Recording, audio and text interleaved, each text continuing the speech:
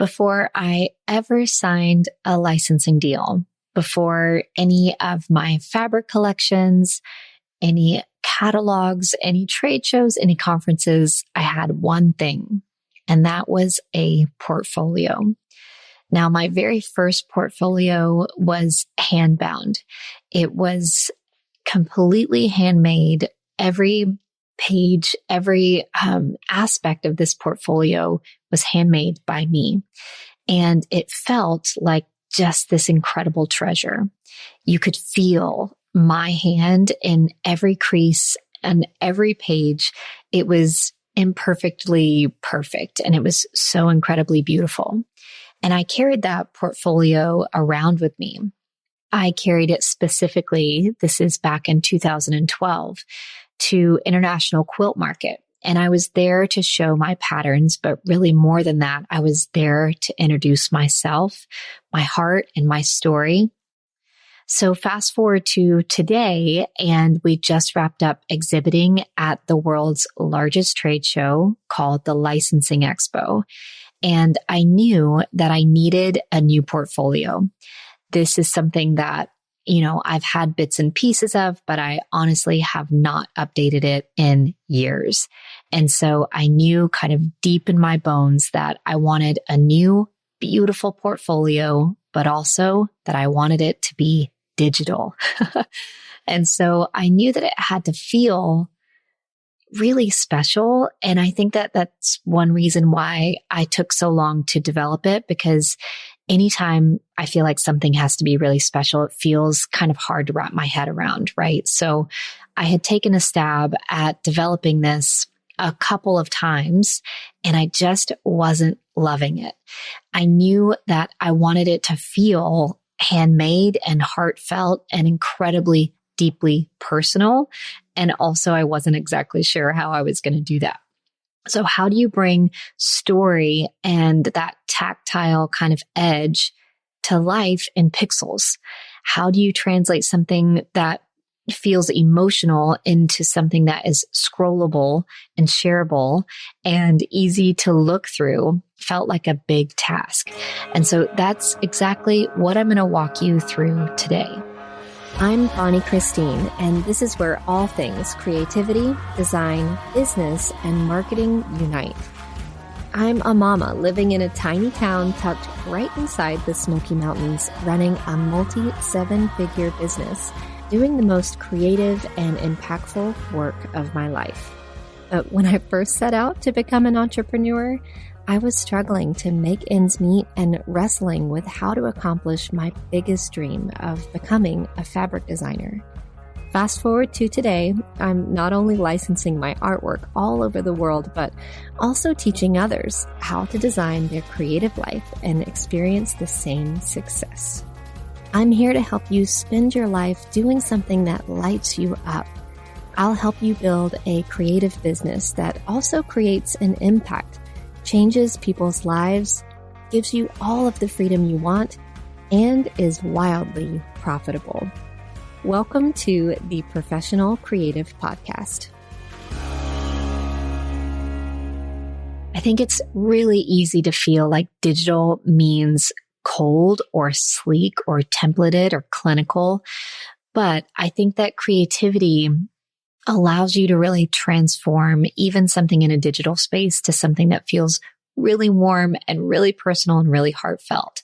A portfolio should first and foremost showcase your work. Now, this is true for you no matter what it is that you're showcasing, whether it's art or illustrations or patterns or something that's handmade.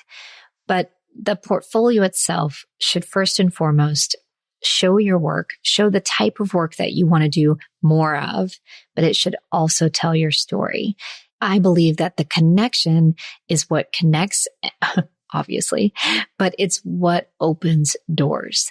So instead of kind of creating something that feels generic or even sterile or even over-designed, I tried to ask myself different questions. How do I make this digital portfolio feel like an invitation, feel like an open door, feel like it is a conversation happening rather than just a catalog. So at our licensing booth at the expo, we created this entire experience. There were handmade birds hanging from the ceiling and fabric samples strung along the walls. We had soft seating. We created this open air greenhouse that you could step into. And I knew that my digital portfolio needed to track. It needed to echo that same experience. It could not just be this sterile, scrollable catalog. It needed to be tangible and tactile somehow, and most of all, rooted in story. So let me share with you how we did that. But before I get into what we did this time, I'm going to take you back to that first portfolio. My dream at that time was to introduce myself as an artist to the art licensing world. I was sharing artwork. I was also sharing hope and vision and a story. I will never forget that I had lunch with one of my good friends, Katie Daisy, and Katie was way ahead of me in this world. She was established. She was earning revenue from her artwork, and she had also gone to art school, which at the time I was a little bit envious of. And we were talking about this kind of portfolio, and I was envious of her art school experience because they had access to all of these kind of portfolio building tools and ways to make a handmade portfolio. Anyways, Katie said something to me that stuck with me forever.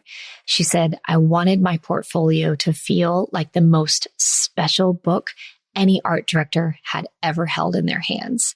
And I remembered that, and it impacted me. That is why I decided to take a bookbinding class. So I was living in California at the time. I'll never forget. I drove up to San Luis Obispo to this woman's adorable backyard studio. And me and one other friend learned how to bind our own book. We learned about how to press the front and the back, how to actually bind the interior pages. I had to figure out how to print them, all of these things, because I too wanted my book to feel like the most incredible, special book any art director had ever held. And I think I accomplished that. Now, I have kind of updated my advice because from there, I began to more thoroughly share my work. And that put me into this spin of creating lots of handmade portfolios, and they're extremely time consuming. I believe I made about 20, and I started sending them to different art directors.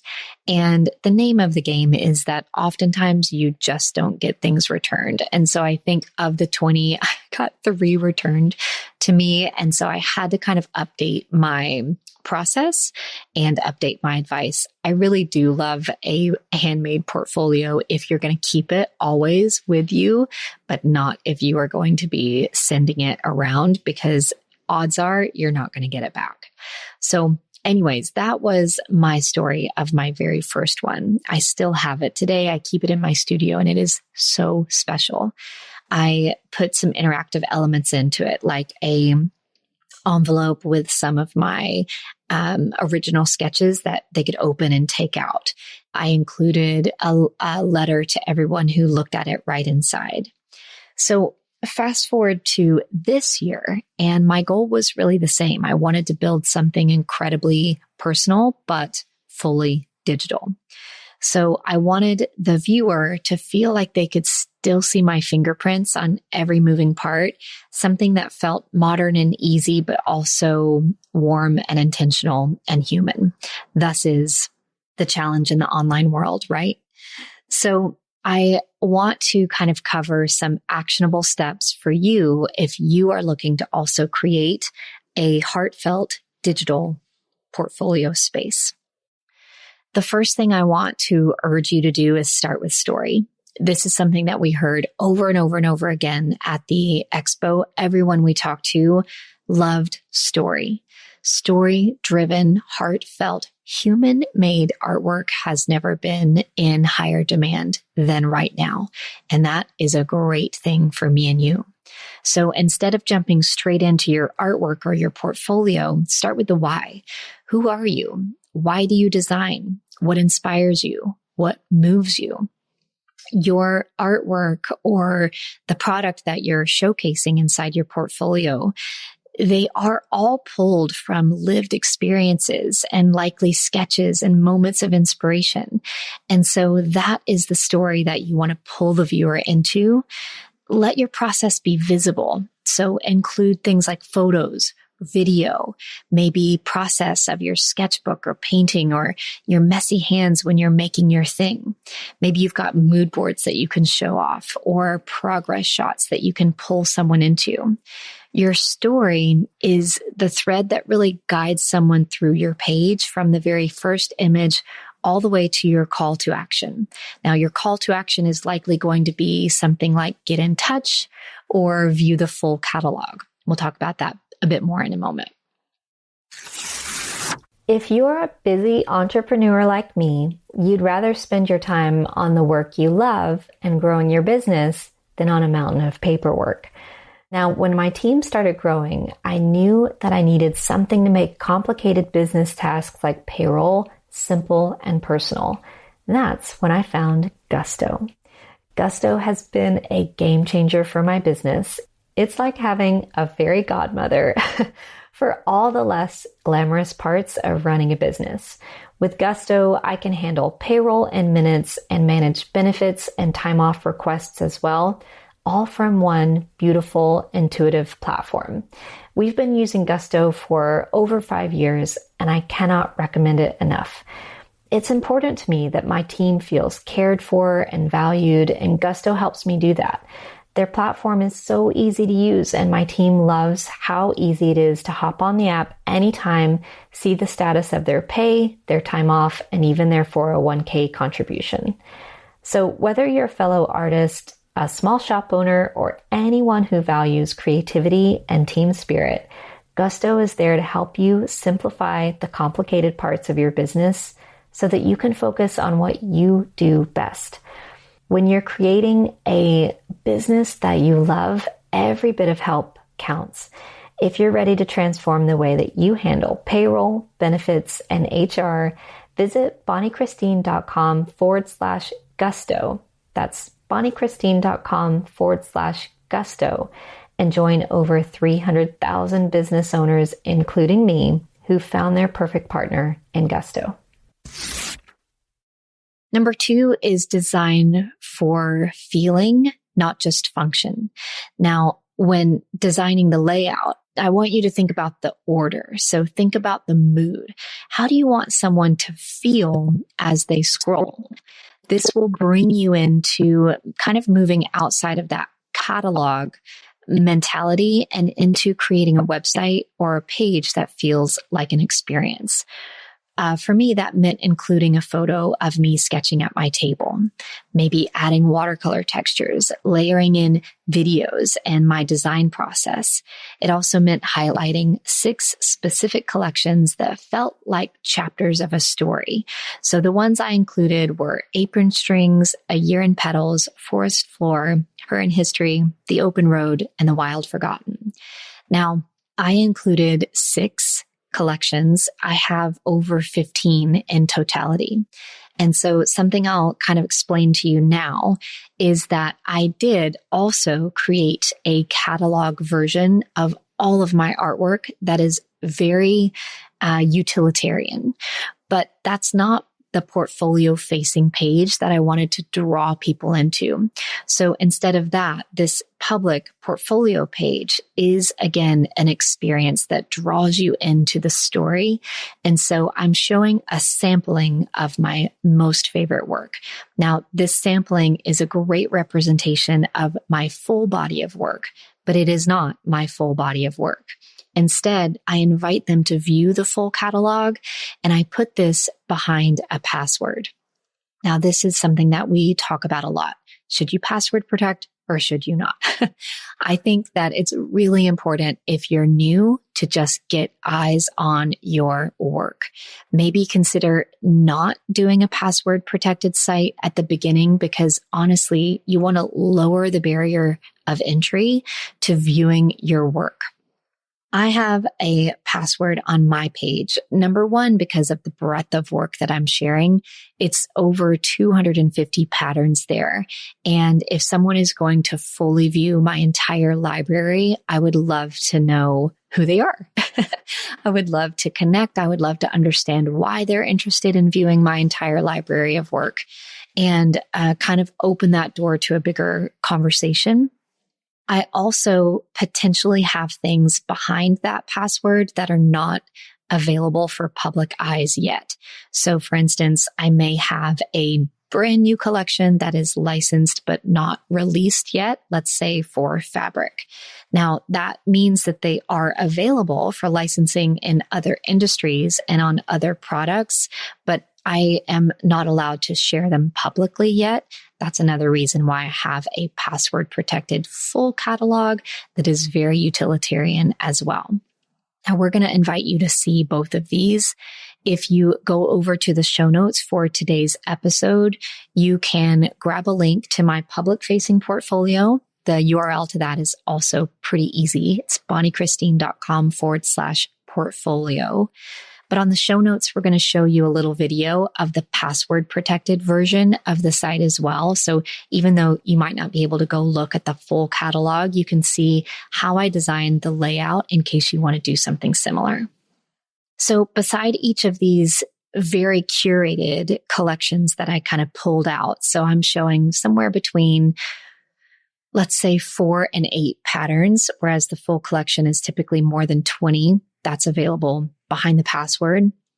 I share the inspiration behind the collection. What does the collection mean? Where did it come from? What was I inspired by?